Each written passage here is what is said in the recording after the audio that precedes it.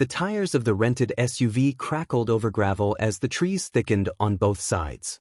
Rachel leaned forward from the passenger seat, squinting at the fading GPS signal. The road had vanished 20 minutes ago, replaced by a single worn-out path with barely enough room for one car.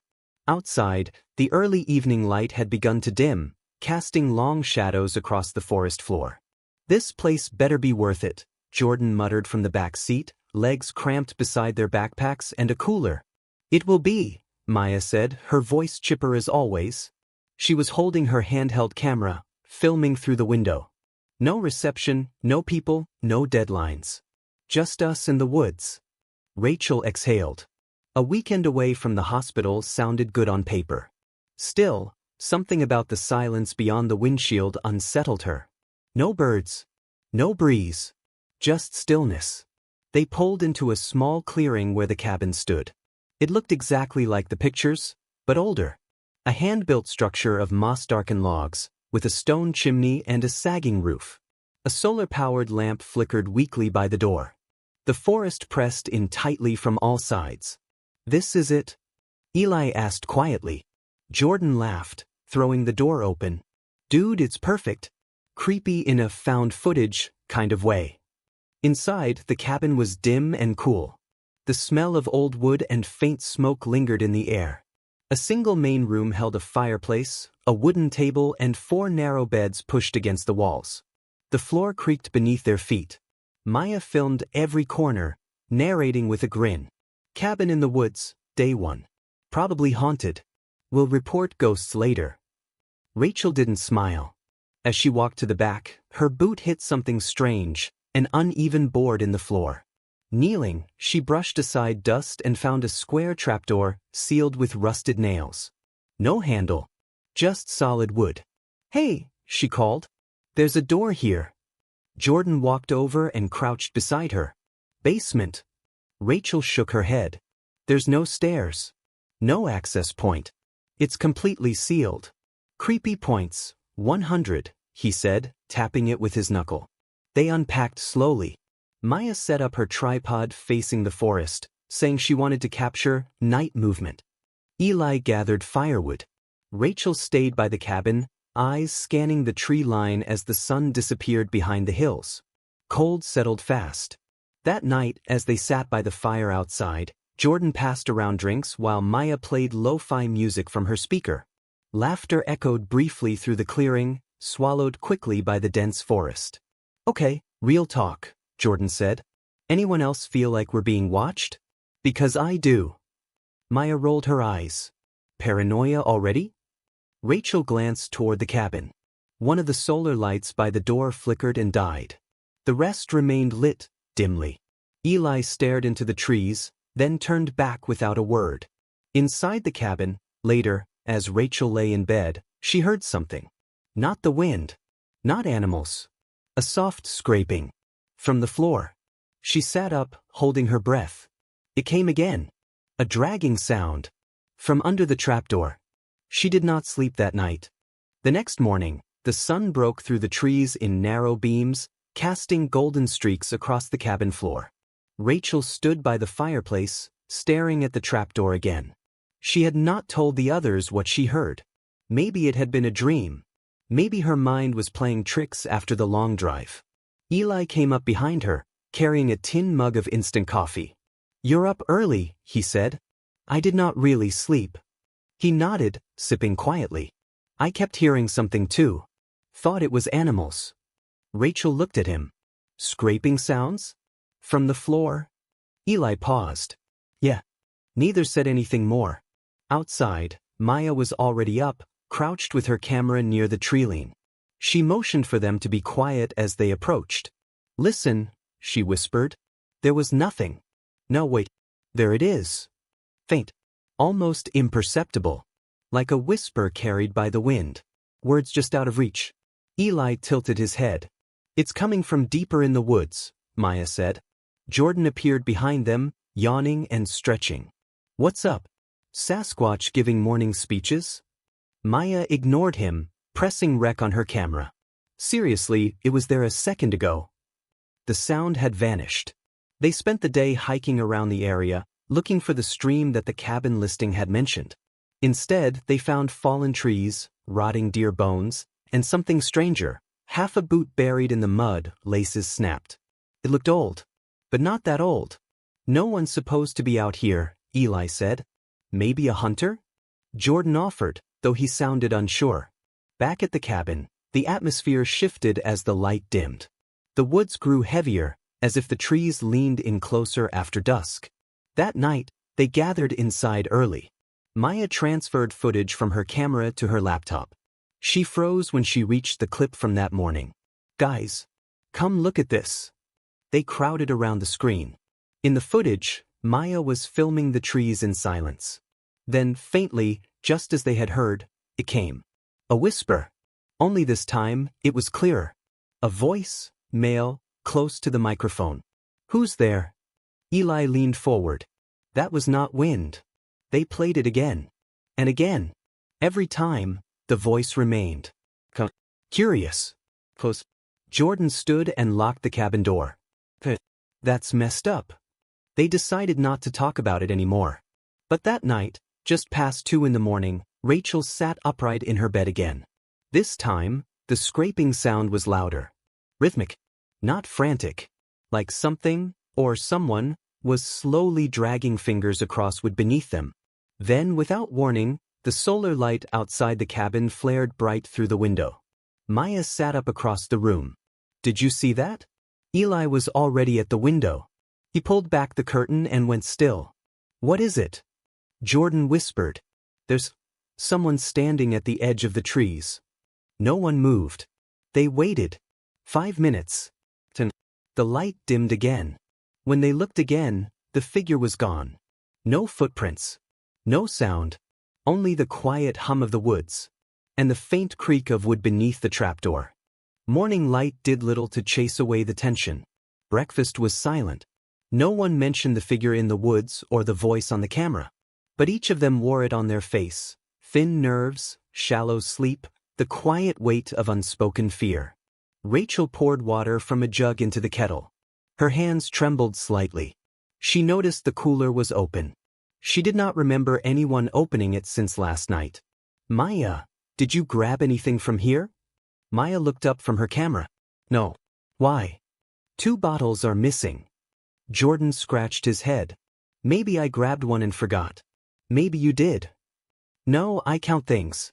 It's a habit, Rachel replied. Someone took them. Or, Jordan muttered, someone let themselves in. Eli stood near the window, his back rigid. I'm going outside. He returned 20 minutes later, pale and quiet. In his hand was a plastic bag covered in dirt. Found this under the porch. Inside the bag were 2 water bottles, opened but full, and a small packet of protein bars, all theirs. On the outside of the bag, smeared in faint, greasy fingerprints, was a message written in black ink. I was hungry. Jordan backed away. This is not funny. I did not write it, Eli said, his voice tight. Rachel looked out at the tree-line. That means whoever was out there was close. Close enough to reach the porch without us hearing a thing.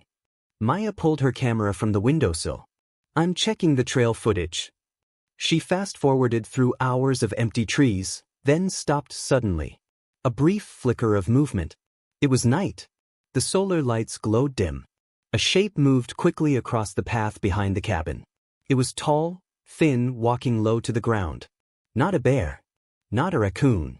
A person. Rachel stared at the paused frame. The figure was looking directly at the camera.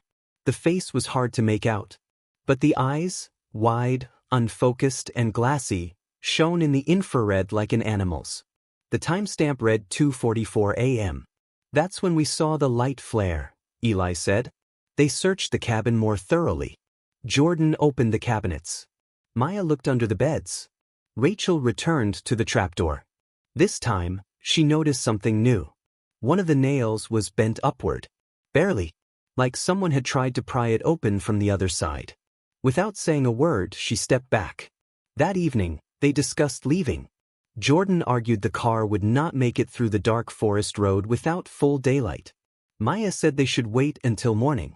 As the sun went down, Rachel began placing heavy objects over the trapdoor, Firewood, a chair, anything she could find. Jordan helped silently.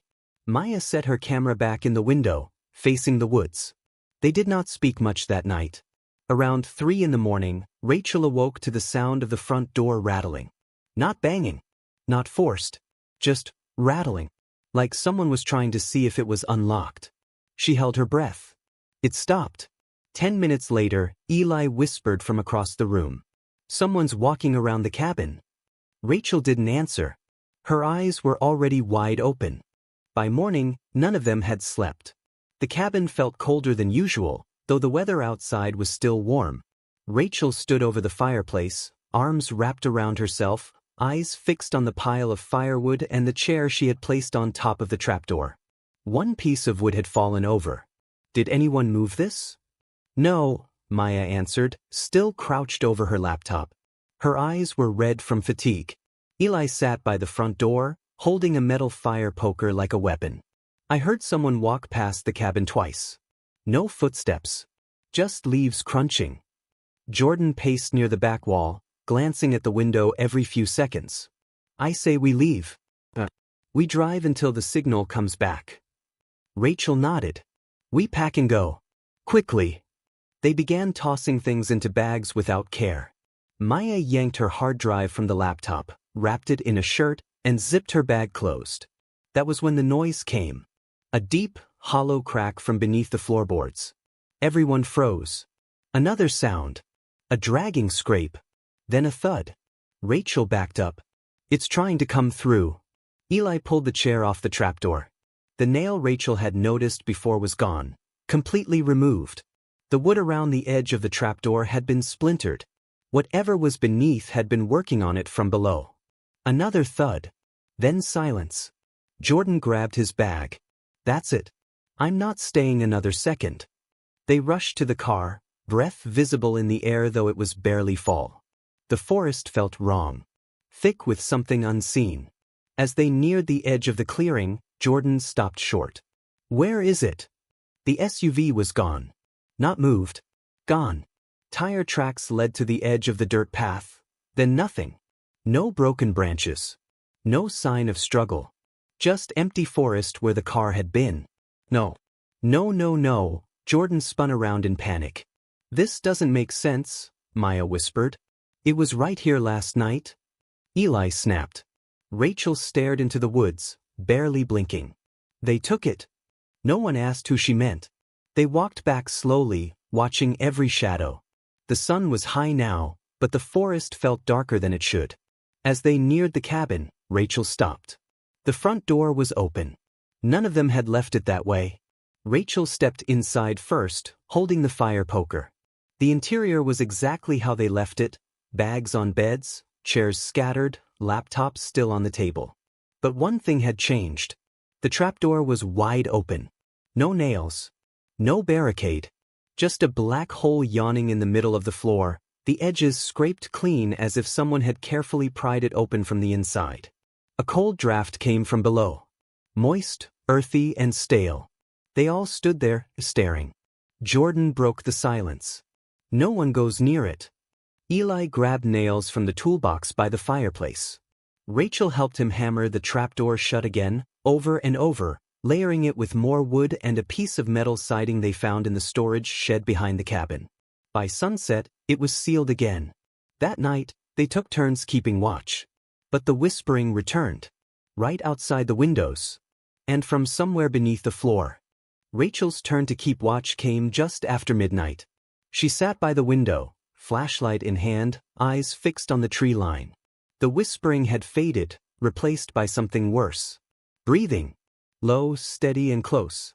She could not tell if it came from outside or beneath her. Eli stirred behind her. You okay? No. He sat beside her, still clutching the fire poker like a weapon. Neither of them spoke for a long time. From under the floor. Eli leaned forward, lips barely moving. We sealed it. Rachel nodded, her hand tightening around the flashlight. Suddenly, the trapdoor shuddered. Not loudly. A subtle, vibrating movement. As if someone had bumped into it from below. Then it stopped. At sunrise, they gathered again. Jordan looked wrecked. His hands were shaking. Maya had circles under her eyes. She had watched her trail camera footage all morning. "There's something wrong with the forest," she said softly. She clicked play. The video showed the clearing overnight in time-lapse. Shadows stretched and twisted as the moon shifted across the sky. Around 2 in the morning, something appeared in the distance, tall, unmoving, just beyond the light's reach. It stood there for an hour, watching. Then it moved sideways. Not walking. Gliding. "Pause it," Rachel said. Maya froze the frame. The figure had no detail. No face. But there was something around its neck, strips of cloth. Torn and faded. Like a uniform. Or hospital scrubs. Rachel turned away. "I think it's connected to the trapdoor," she said. "I think someone buried something here. Or sealed something in." Jordan scoffed. "Well, they didn't do a good job."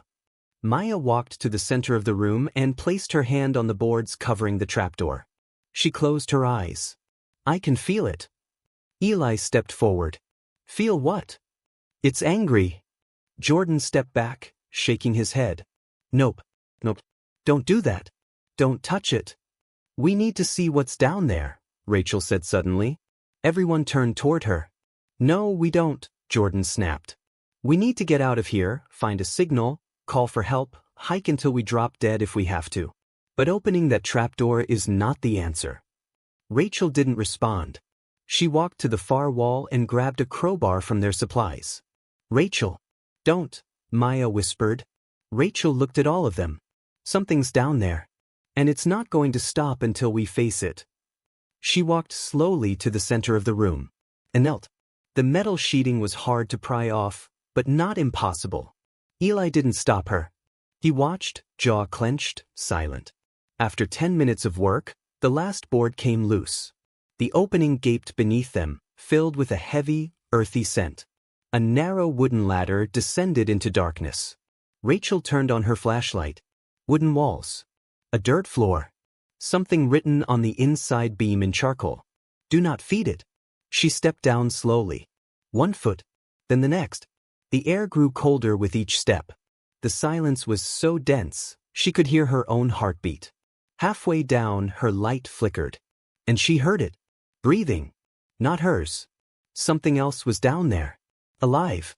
Rachel's flashlight buzzed as it flickered again. She froze on the ladder, 5 rungs from the bottom. The breathing grew louder. Slow, wet inhales. Raspy exhales. It came from the far end of the cellar, where the light didn't reach. She steadied herself, gripped the flashlight tighter, and continued down. The floor was damp. The walls were wood slats, old and rotting.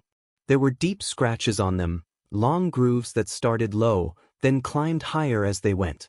Rachel shone her light across the room. It landed on a pile of torn fabric in the corner. Blankets. Or what used to be blankets. Now just shreds soaked in black mildew. Next to it, a rusted tin plate. And beyond that, chains bolted into the wall. She stepped closer. The floor creaked beneath her. Chains. A manacle. A thick leather strap nailed to the post.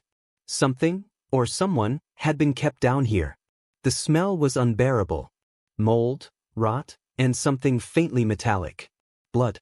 Her beam caught something else near the wall. Words carved into the wood. "Don't look it in the eyes." She stepped back instinctively. A sudden crash made her whip around. The trapdoor had slammed shut above her. Wood splinters rained down. She shouted. "Eli, Maya, Jordan." No answer. The breathing grew closer. She turned and aimed her light toward the corner again, and finally saw it. A shape, crouched low, pressed against the far wall. Pale skin stretched over bones. Long fingers curled around its knees. It rocked gently, like a child, muttering something she couldn't understand. Her mouth went dry. Who are you?" It stopped moving. The muttering ceased. And then it turned its head slowly toward her, but not enough to reveal its face. Just enough to let her know it heard. Suddenly, a voice rang out above. "Jordan. Rachel. Get up. Get out of there now." She turned and sprinted to the ladder. The trapdoor creaked open. Maya's face appeared, pale and terrified. Hurry! As Rachel scrambled up, she felt something brush her ankle. Cold, rough. Not like a hand, more like claws. She shrieked and lunged out of the hole, Maya and Eli grabbing her arms and yanking her up. The trapdoor slammed shut behind her. Bent, bent, bent. Something pounded from below, shaking the floor. Rachel gasped, "It's still down there." Jordan stood in the corner, pale and furious. "What did you see?" Rachel could barely breathe. "A person." Not anymore. Something broken. She looked at the others. They were keeping it down there. Whoever lived here before. They fed it. They chained it. They left warnings. Maya whispered, "Why?" Rachel stared at the trapdoor. "Because it used to be human." They sealed the trapdoor again. Hammered every board twice. Covered it with furniture and heavy crates. But the pounding didn't stop. It continued through the day. Inconsistent. Like it was testing their resolve.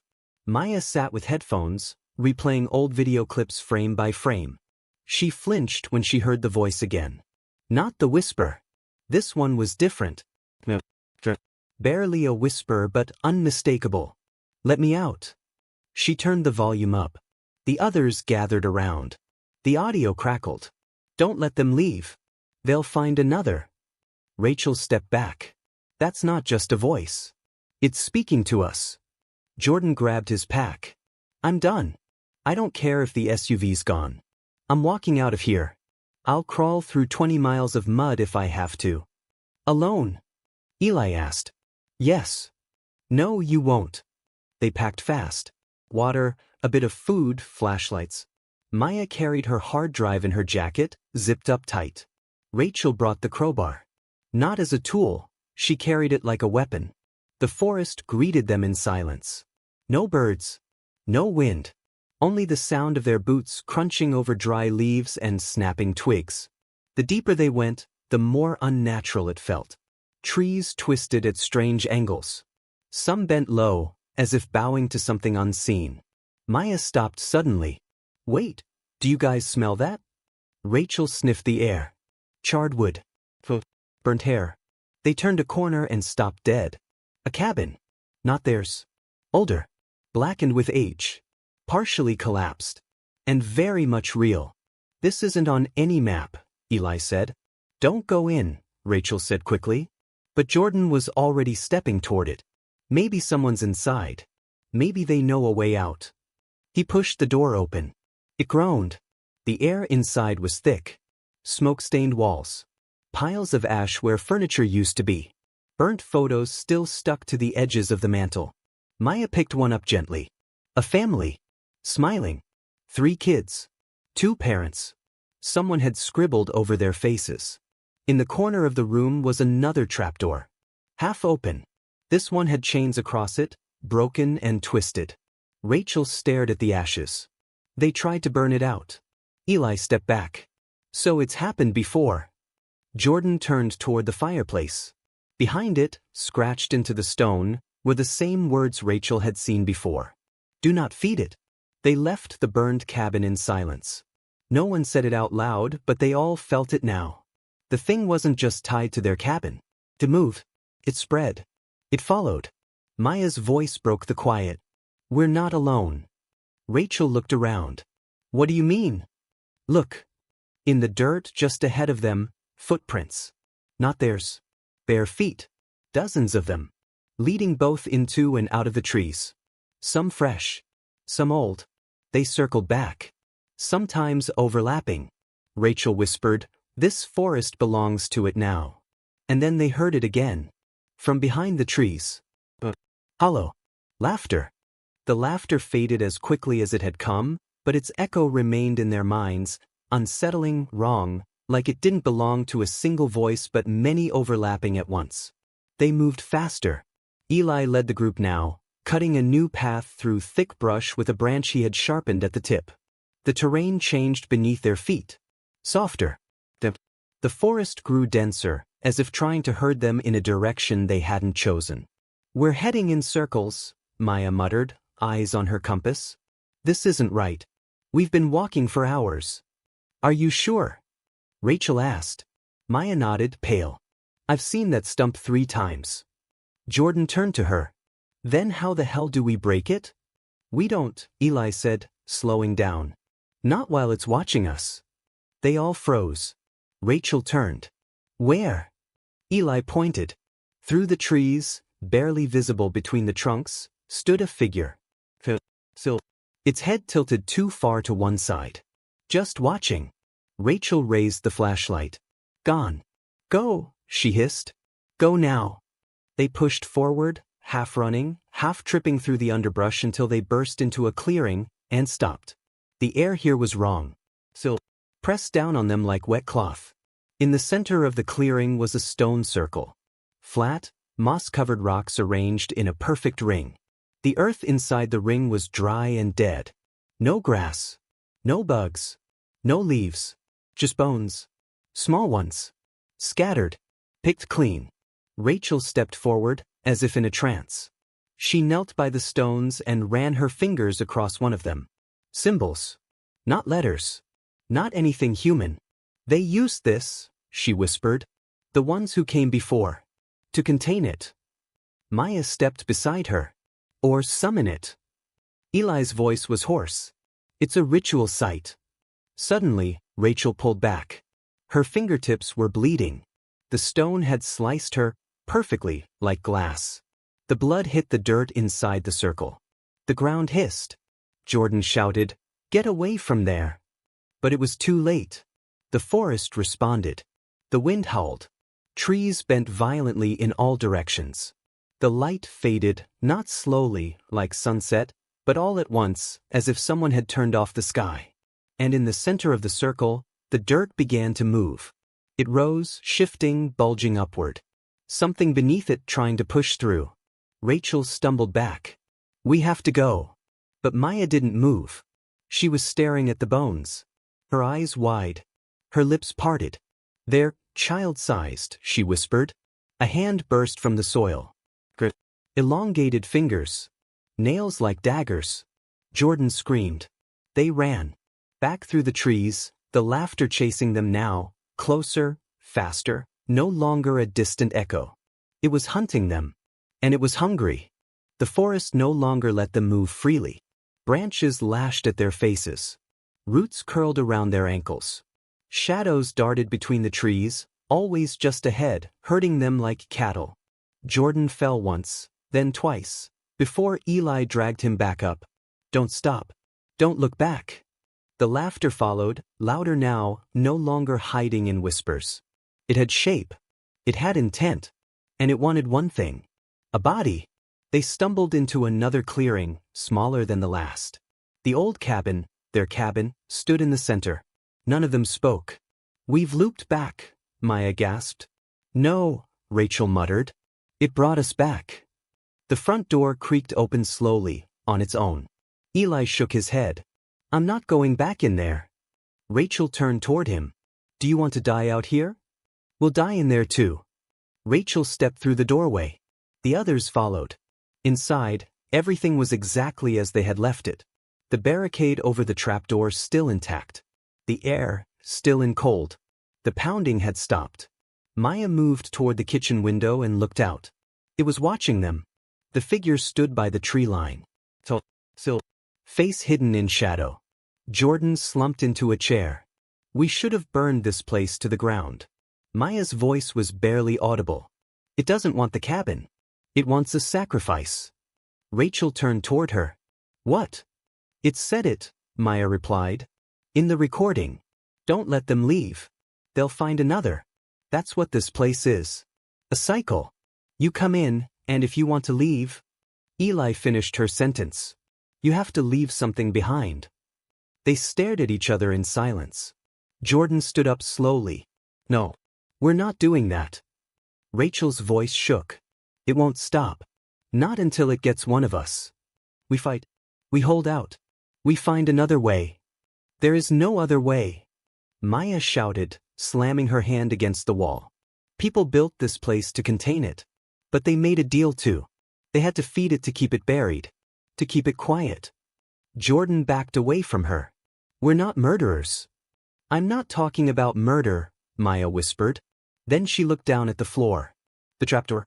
It's already marked one of us. Rachel shook her head. What does that mean? Maya met her eyes. Who was the first one to step inside? Rachel felt the blood drain from her face. Maya didn't blink. You opened the door. You went into the cellar. You saw it. It touched you. It knows you. Eli stood in front of Rachel. You're not feeding her to that thing. We don't have a choice. Maya cried. It doesn't want all of us. Just one. That's the deal. That's always been the deal. A sudden bang from under the floor silenced them all.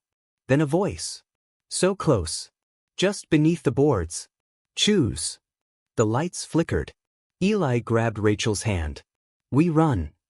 To where? Maya asked. Eli turned to her. Anywhere that's not here. Rachel didn't move. She stared at the trapdoor. At the boards they had nailed down. The metal siding. The warning carved in wood. And then, at her own hand. The one the creature had touched. It was gray. Bruised veins spidering beneath the skin. I think it already chose, Rachel said quietly. The wind outside rose into a scream. The windows rattled in their frames. The floorboards trembled beneath them like something massive moved just below. Rachel stood in the center of the room. Alone. Eli grabbed her arm.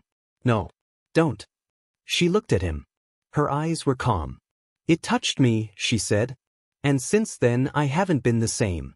My hands gone numb. My thoughts don't feel like my own. It's inside me. We can fix this, he said, desperate. We'll find help. There is no help. Maya spoke from the shadows. She's right. Jordan sat in the corner, staring at the floor, his voice low. It won't let us leave unless we give it what it wants. No, Eli growled. That's not how this ends. Rachel stepped past him. Slow. Steady. Her hand hovered over the trapdoor. Then she stopped. What if it never wanted to be fed? She whispered. What if it just wanted company? They all stared at her. I saw the chains. The plates. The warnings. But I also saw the bed. The scratched walls. The carvings. Someone didn't just bury it. They tried to keep it.